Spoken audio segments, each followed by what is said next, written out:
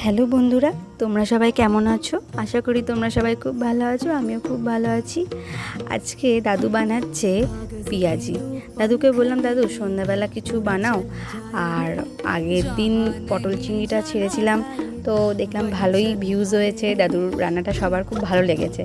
দাদুকে বললাম, তাহলে পেঁয়াজি বানাও। দাদু বললো, হ্যাঁ তাহলে চল পেঁয়াজি বানাই। তো যেমন বলা তেমনি কাজ শুরু আমাদের।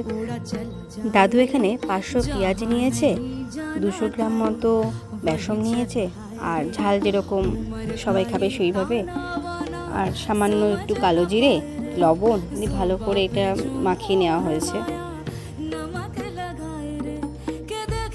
তারপর সামান্য জল দিয়ে আবার ভালো করে মেখে নিল। আমার দাদুর হাতের পেঁয়াজি কিন্তু আমাদের খুব প্রিয়। তারপর দেখো কড়াইতে তেল দেওয়া হলো,